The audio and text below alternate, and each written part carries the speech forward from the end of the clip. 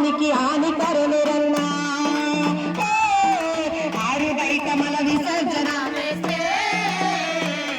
మన ఆరోగ్యానికి హానికరమురన్నా అది పాములు తిరిగే దారి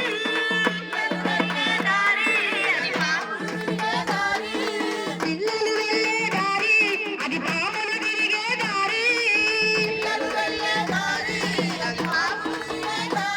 మన ప్రాణాలకి ముట్టట బాటరా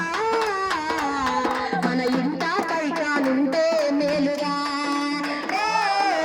ఆరు బయట మల విసర్జన చేస్తే